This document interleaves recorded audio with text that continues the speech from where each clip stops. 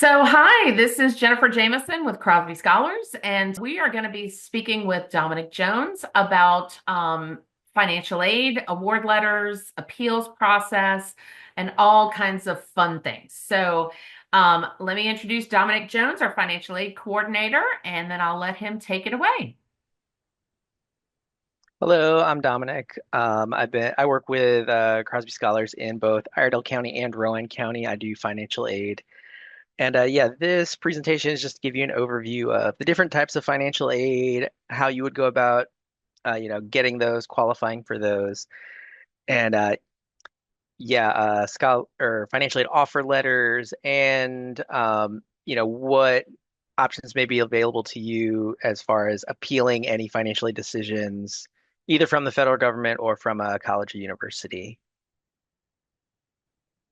So there's a few different main types of financial aid. So federal financial aid comes from the government, and you may have some questions about that right now and what's going to go on with that. And I'm going to be straight up and just upfront about it. I can't give you a definitive answer about anything. I was just at a financial aid conference in Greenville, South Carolina, and everybody wants to ask like what's going on and what's going to happen with those federal funds, and nobody has a definitive answer. It was said many times the importance of the FAFSA and federal student aid is being, that the importance of those things is being pushed to the very top of everyone involved in the decisions list of, what's important. But it's really we're in just a wait and see period. And so, you know, I think I would rather have that in mind as I move forward. I have a child in college and I'll have another one in college, hopefully in a year. So, I'd rather people have that in mind and know, there is uncertainty, and that way you can start planning for it ahead of time. Other than financial aid from the government, whether federal or state, there is institutional aid, and so that is specific to whatever college, your child may be going to. And then there's private aid, and by that I just mean, you know, individual privately funded scholarships that, a student seeks out and applies for and is awarded. So Crosby Scholars scholarships are an example of privately funded scholarships. I Uh, just want to interject real quick. While there is so much uncertainty in what is next, what we do know is that there are steps that you can take to make sure when the powers that be decide what's what, that you're ready. So if you're hesitant to fill out the FAFSA now, I don't think that's good. I think you should go ahead. I wouldn't want you to miss out later for something that might be available because you hesitated now. That is, my advice is, go ahead and complete the FAFSA now. And then what happens next year will kind of work itself out and you will not have missed the opportunity. So sorry, Dominic. I just want to throw that out there. no problem. Jump in, Jennifer, with anything you want to add. I'm really terrible about following my notes when I start talking about something. So yeah, please jump in, Brianna, as well. If, anything you want to interject. And, if anyone has a question, you could raise your hand in Zoom or, save it to the end. Either is fine with me.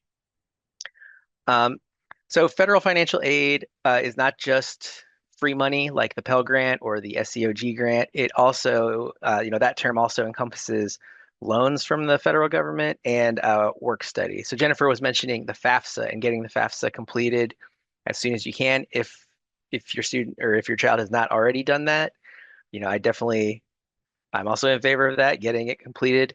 Even if if you have a feeling you're not going to qualify for any free money, and they have last year, the one of the main changes to the FAFSA that happened last year was sort of adjusting that calculation as who would qualify for uh, Pell Grant money. And in this academic year, more people did qualify than in previous academic years. So the adjustment seemed to accomplish what it set out to accomplish and open up that qualification for more people. I mean, you have to complete a FAFSA if you're trying to get loans from the government as a student, or if you want to do federal work study. Work study, just say a little bit about work study. Um, A college, when I was a financial aid counselor at a college, I was also the work study coordinator. The federal government, they pay 75% of what a student gets paid, and the university has to pay the other 25%. So sometimes work study jobs are low paying jobs. If a college is a smaller school or they just don't have a lot to be, paying directly back to students, those jobs may be minimum wage jobs. And there is the convenience of almost always being on campus and something, just at the bookstore or, in an office on campus. Um, they are low paying. Um, and when you see work study appear on an offer letter, that number just represents what a student potentially could earn. That is not money you're going to get as part of your financial aid package. So a student has to apply for, be hired for a job, and then they would get paid monthly. So what I would add about work study is, the benefit of work study is if your student is, eligible for it, they usually save jobs for students that are eligible. They're not probably the glamorous ones. They might be, the dream one is in the rec center checking out the equipment, right? And doing your studying while you do that. Um, Most of them are probably in the food halls or, restaurants, that kind of thing.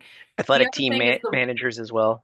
There's a Yes. lot So of them. the way that it works is that they anticipate, you're basically using this money for your expenses that you're not paying directly to the school.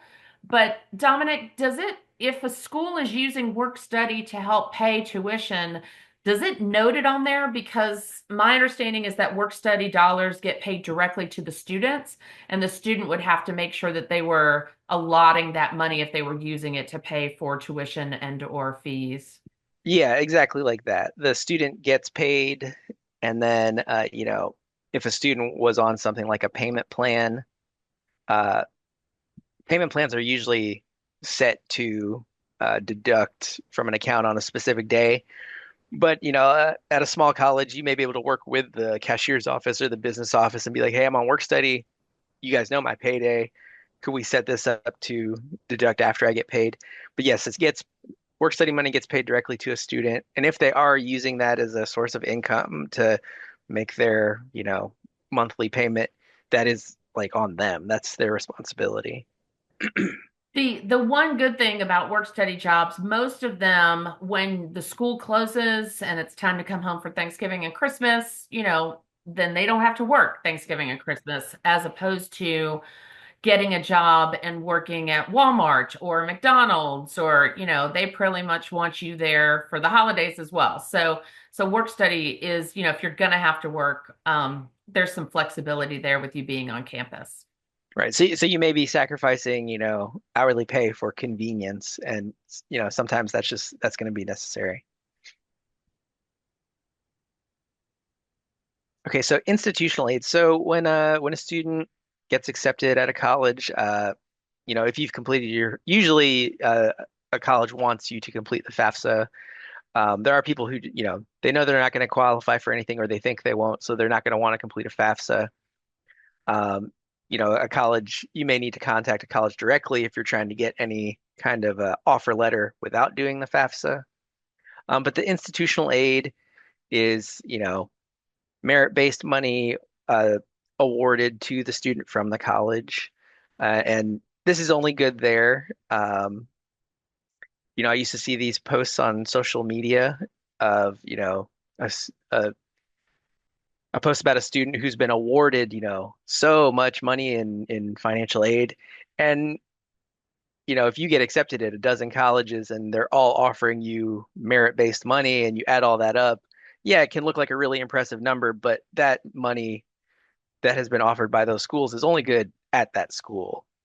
And I used to like think those posts were funny and just confusing. It's like, you know, the student was awarded $2 million in financial aid from institution, and it's like, but they don't get that money.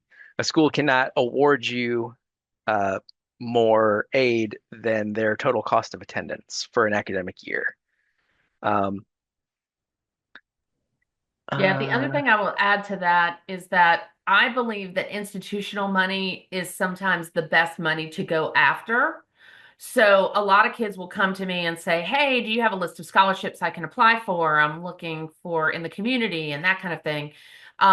My first pass is like low-hanging fruit. It's like when you go to apply to the school, you should figure out how do you get in the running to get the money directly from the school, right? So yeah, you are tied and it has to go to that school. If you don't go there, you won't get that money. But it's most of the time, the money that you're getting is renewable year after year. It accounts for, all kinds of different things. And the right hand knows what it's doing with the left hand, right? The money is there with them already. It's just coming off your bill as opposed to waiting for a check from an outside organization to arrive in your financial aid department. And then the complication of, hey, was that this money or was that money, right? So I like institutional aid. Go get that merit aid. Go get that need. Go figure out what you need to do to get it. Yeah, and a lot of schools, whether it's through the Common App or through a scholarship management system that the college itself runs, a lot of schools will have a system where you can just put in, a bunch of information about yourself, answer some questions, and it will, compare your answers to all the internal scholarships that they offer, and then it will say, hey, you're eligible to apply for this, this, and this.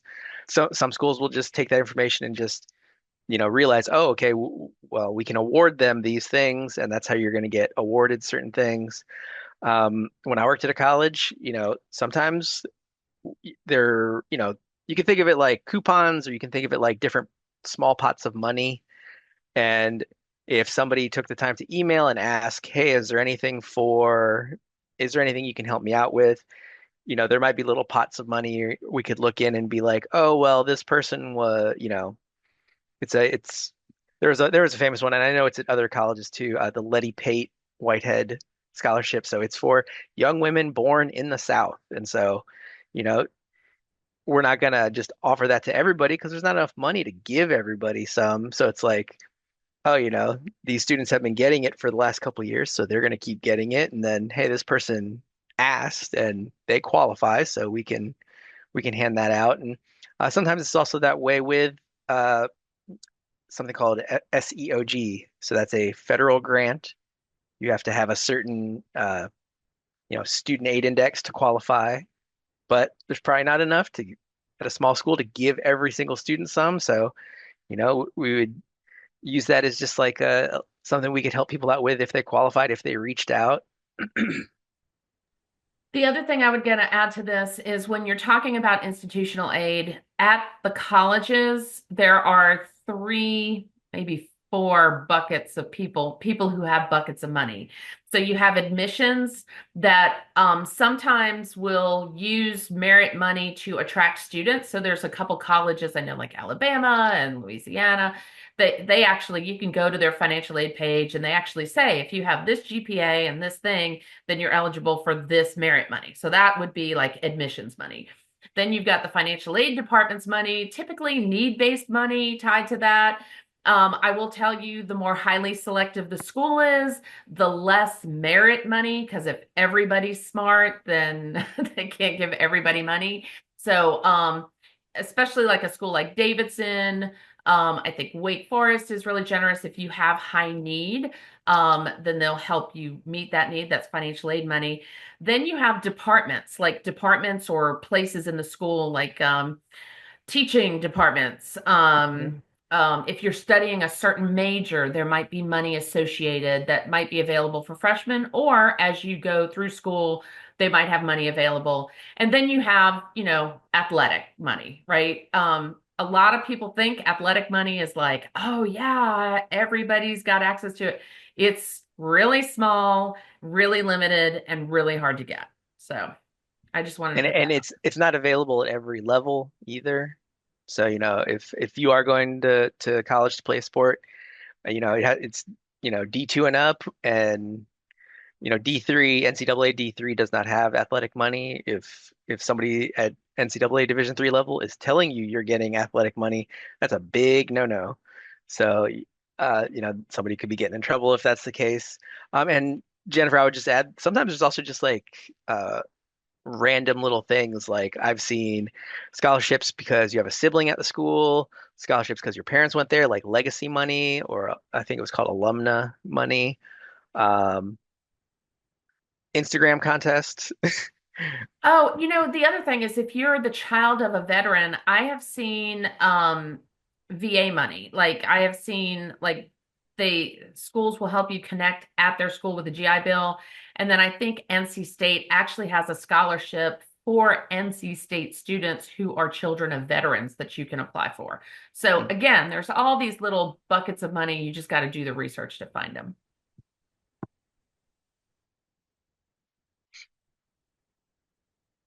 And private financial aid. So, this is just building on what we've been talking about. So, Crosby Scholars, we have our own scholarships that are, and the last dollar grant.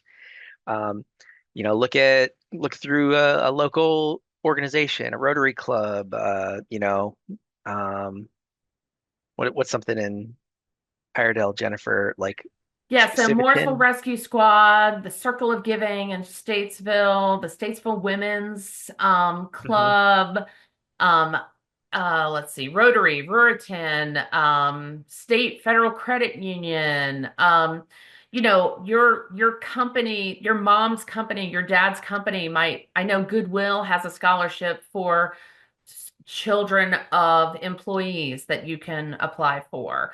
Hmm. So typically this money is you're writing a lot of essays. You might have to go through a lot of hoops. And typically it's not like huge money and it's not renewable, right? So we're looking at um like 1,000, 2,000. Like I think right now, if you live in Iredell County and you are a female student and you're not a member of National Charity League has a $2,500 scholarship that they're trying to give. I've emailed it out several times, but like all these little organizations around the county, have these little pockets of money and they want to help students. Yeah, and then this can be applied anywhere. So I've had people ask me, like, in regard to the Crosby Scholars scholarships, like, oh, I put that I was going to this other school on my application, but I've decided to go somewhere else. We just changed the address on the check. This is awarded to the individual student. This is not almost, well, usually not tied to a certain school.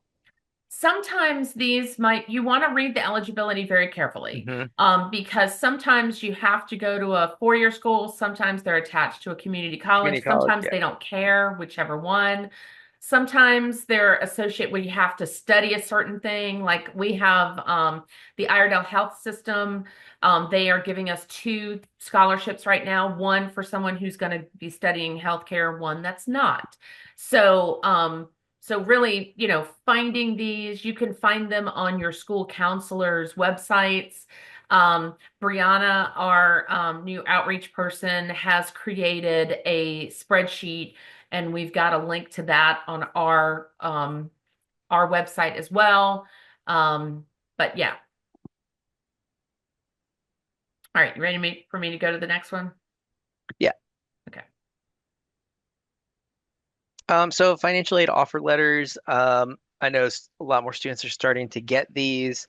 Uh, Jenniffer, something that was said at the financial aid conference that I liked is they are going to be requiring standardization of financial aid offer letters.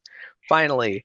Um, so this is something Jenniffer and I have talked about. I have seen all kinds of different financial aid offer letters from many different schools. You may see it called financial aid award letter.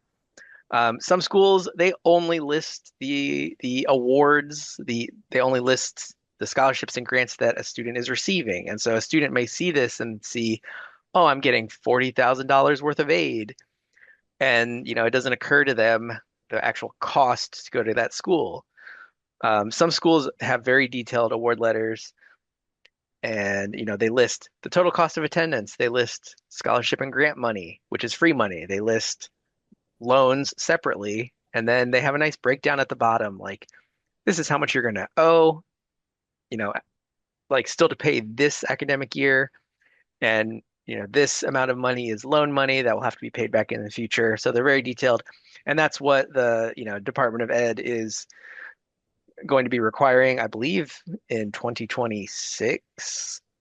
So I think for the 26-27 academic year, there's going to be standardization and requirements for each school to have on their offer letter. Actually, So well, real quick, I was trying to go to my other PowerPoint because I have okay, a cool. few samples of what an award letter looked like. I thought it might be helpful to I kind had of one see. also right here. If Um, I think it looks just a lot like this though. yeah, so this is I mean, if you want to talk us through, this is Chapel Hill. And you can see on the left side of the page, they are breaking out in detail what their total cost of attendance is.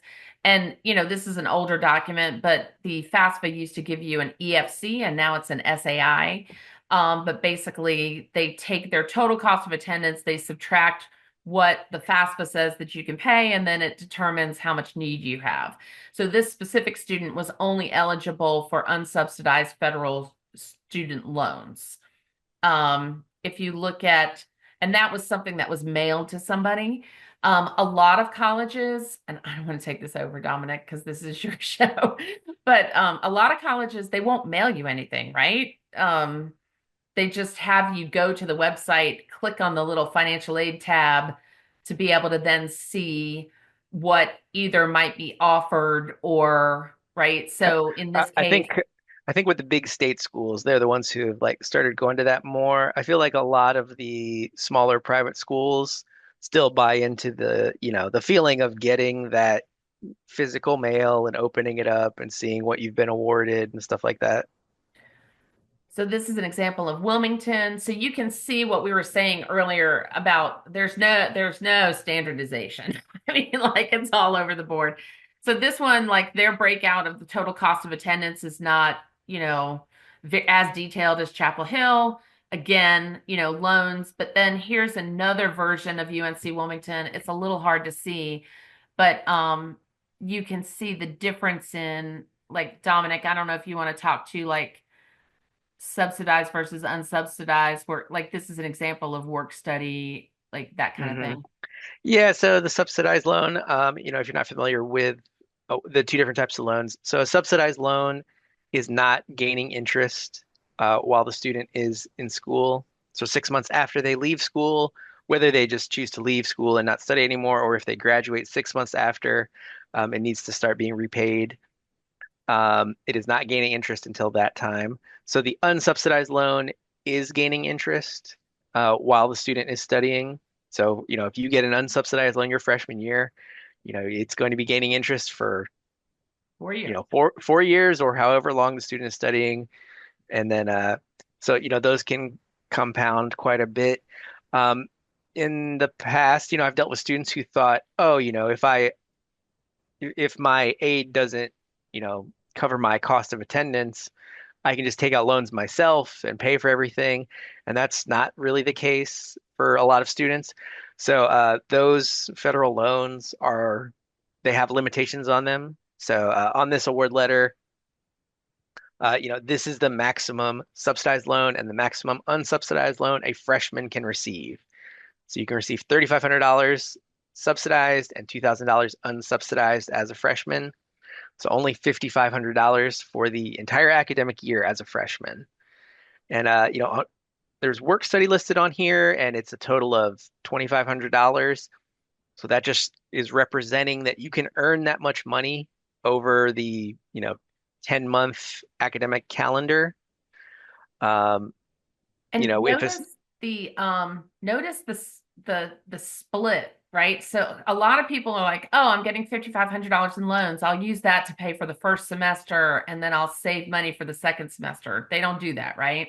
No, those have to be split up evenly. Um, the only situation where I guess they still are split evenly, but you can get it all at once is like if you started studying in the spring and or if you studied in the fall and declined the loan, but then decided in the spring, oh, I'm gonna can I re-sign and choose to take that loan now? They could apply it all to your account because then it can still be represented as half in the fall and half in the spring. Um, sometimes people will do that if they had an outstanding balance they need to pay off, or, maybe they were able to pay cash up front in the fall and they wanted to see how things would work out for the spring. But yeah, generally they have to be split evenly. This next one, this is the dream. This is what we would love for all award letters to look like because it's clearly spells out what's a loan versus what is work study versus what is actually grants and scholarships. Because I think this is what the standardization is moving toward, Jennifer. yeah, Because I pulled up one just on a bank uh, website that still does uh, you know, student yeah. like alternative student loans, and this is the example they have, very similar to what you got here. So this is South Carolina. So University of South Carolina is good about using this.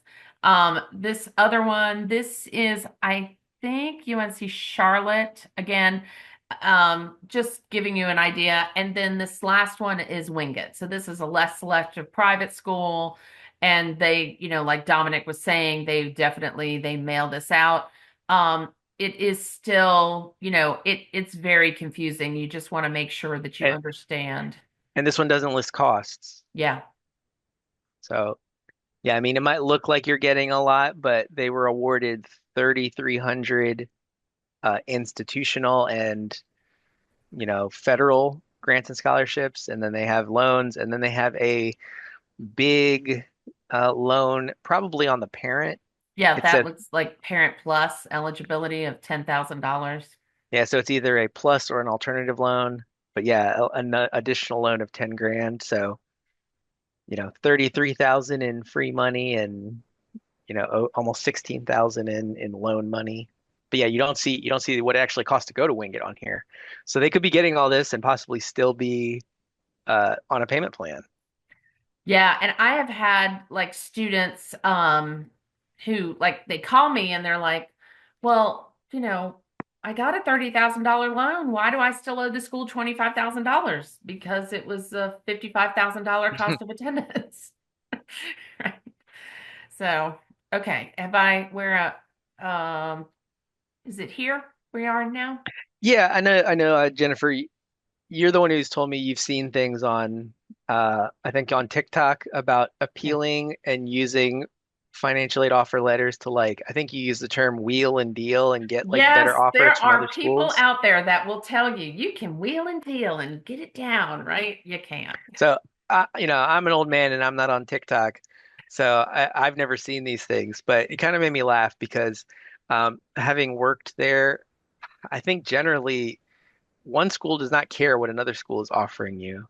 So if you've seen this kind of stuff on social media as well, like, get your financial aid offer letter from one school and turn around and show it to another school and be like, well, I'm going to go here if unless you can help me out or give me something extra. I mean, I've talked to financial aid people from big colleges and from a large university that has, you know, tens of thousands of applications.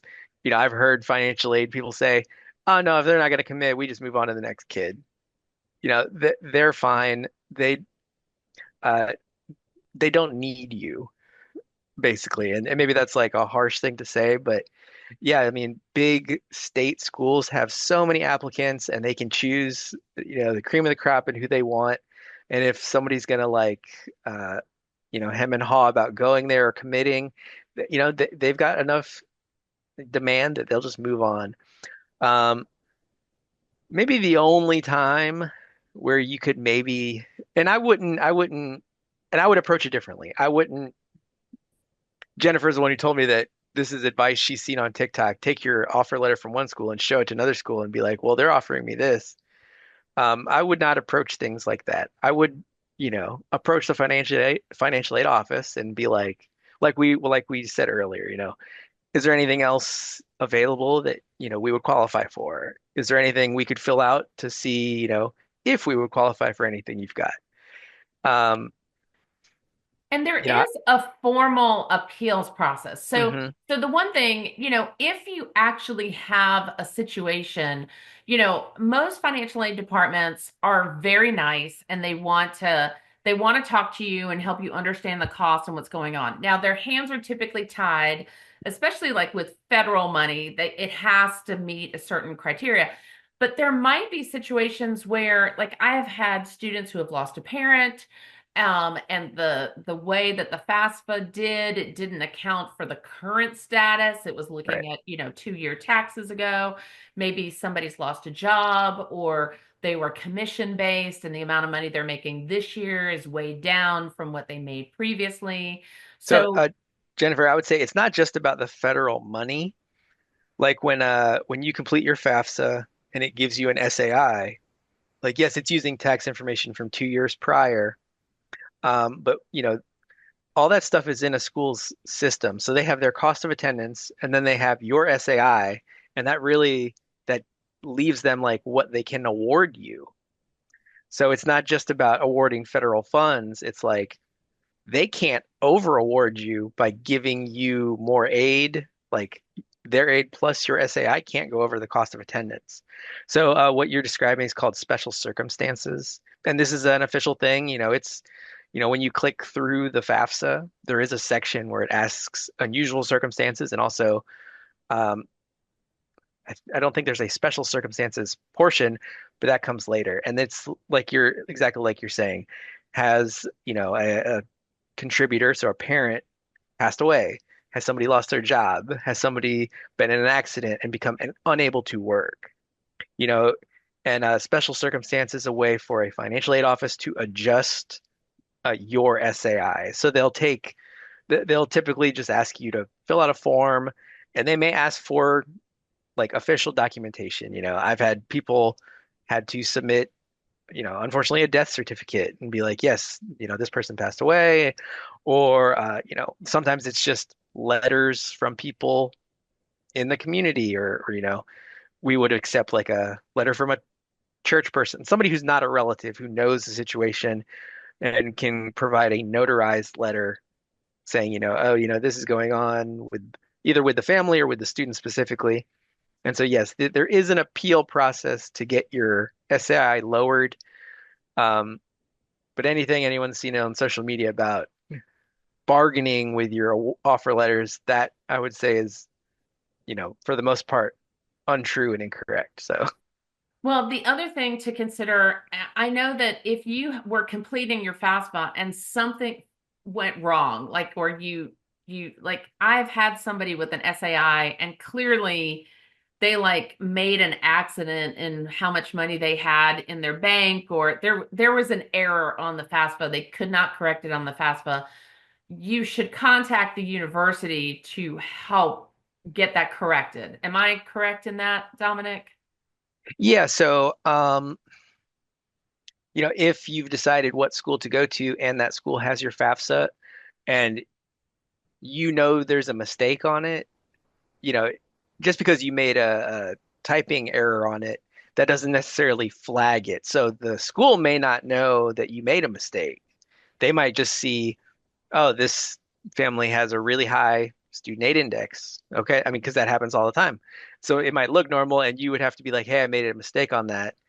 Um, you can always call them and ask, when I worked in a financial aid office, I would be on the phone and help people get it corrected.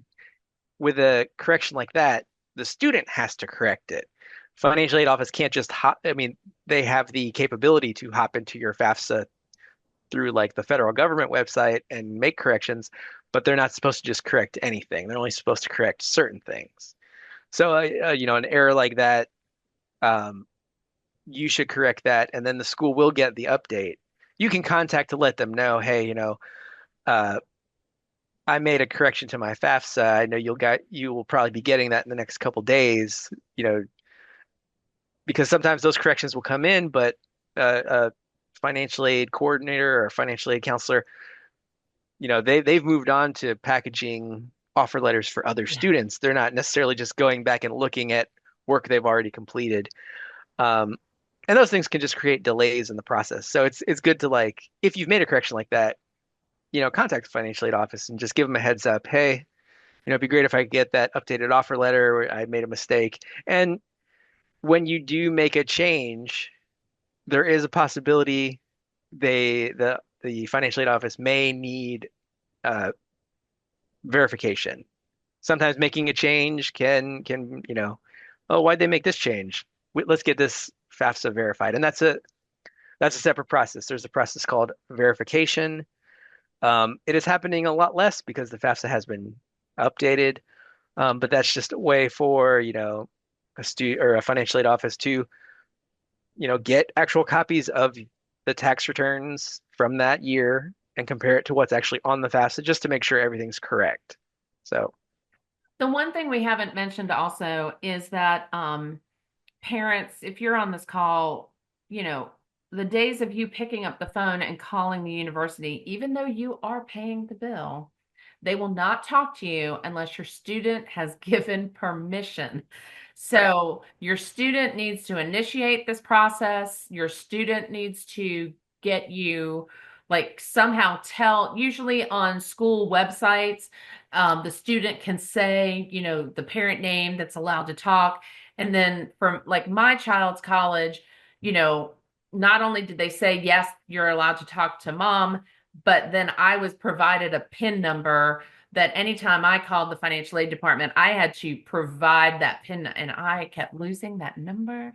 Um, but you have to have that number so that they know that like, and each college does it differently. But again, this is a student-driven process. Hmm. So I just want to put that out there. Yeah, that FERPA, that's to protect student, privacy. Um, yeah, just make sure you have that. That's something to work out with your student, with your child, and the college. Um, Jenniffer, I don't know if you know this difference. They were talking about this at the financial aid conference, was like FERPA covering certain parts of the student, uh, you know, aid information, and then a separate thing regarding grades. I mean, have Yep. you dealt with this as a parent? Okay. Yeah, I'm not allowed to see the grades. I'm not allowed to. Right. Unless I they mean, unless they say you can, unless the student says, yeah, she can. yeah, So I haven't gone through that with Anna yet. yeah. So. It's fun. Um, so yeah, if you knew, for the parents, if you guys knew some of this stuff, sorry to be redundant, but yeah, a lot of people, students and parents don't know all the details regarding just the many different parts of financial aid. Um, you know, honestly, I felt like sometimes schools like didn't put their cost of attendance on their award letter because they didn't want people to see how expensive it was really to go there. With a small private university, they're handing out a lot of coupons to go there, but some people see that cost of attendance and it's just scary. I don't know. So But yeah, it's the good to other just thing I have would a. add to that, Dominic, is what is represented is the total estimate of what they think of cost. And the third document you're going to get, the final bill, might be a lot different than what the cost of attendance is, right? Because the cost of attendance has your cost of living things that you might need that Hmm. you're not paying directly to the university. Right.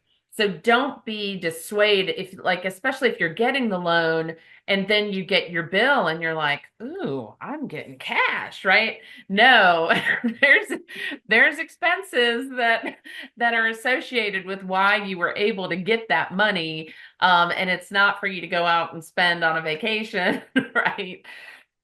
And there are, little things that may change it as well. Like, there's sort of the general cost of attendance, but if a student got a single room in like a new dorm, that's going to be more expensive. So that individual cost of attendance may be higher. And that, at the end of the day, that's going to affect your bill as well. Just little things like that. Lab fees, if you have certain labs, it may be a $50 fee. Other labs may be, I think I've seen as high as like a $400 fee. I don't Mm. remember what lab that was for, but just When you study a little certain differences. major, Hmm. engineering, maybe a software fee. an arts building fee. I've seen all kind. They can fee it up. Um, yeah, when doing the financial planning, just understanding the offer letter, you know, what's the Oh, saying? Failing to prepare is preparing to fail. So, yes. Well, and that's the other thing is if you have not gotten an offer letter from one of the schools that you've been accepted to, I encourage you to go seek it out. Go online, go log into the portal, your portal with your college, go click on financial aid, see what's out there. Typically, they won't come out until sometimes March, right? Is that correct? I know like I think quite a few early action type of people have already been getting them. Um, but yeah, like with the FAFSA having opened in on December 1st, I, I think now is when I feel like the biggest uptick in people getting those will be. When the FAFSA previously opened in October, I felt like it was more like January, but Well, the other thing is, I think people get so excited when they get that admissions letter. And sometimes the admission letter has a small scholarship on it, right? I know UNC Asheville last year, they sent their, yay, you've been accepted, and we're offering you $5,000 in scholarships. But that didn't include the financial aid award letter. That did not include the Pell Grant that they might be eligible or the additional state's need-based scholarship that they might be available. So, like, don't get confused. And then people get very excited when they get their admissions letter, and then you start to get pressured, right? You're like, oh, accept admission, make your deposit so you can get that fancy dorm room, right? You really should be looking at the financial aid award letters and comparing so that you understand your cost of the school that you're actually a- picking. and there are schools that don't really want to send out an offer letter until you've made a deposit as well. And I mean, I find that really difficult because Yeah. you're that's a school already asking for some level of commitment, and you don't know what you would be getting in comparison to what it costs to go there. Um, and at the end of the day, if you lose if you put a couple deposits down so you can get a couple of offer letters, you're going to lose all but one most likely. So, I don't like that that's how it is at a lot of places. Dominic, I really appreciate your time tonight.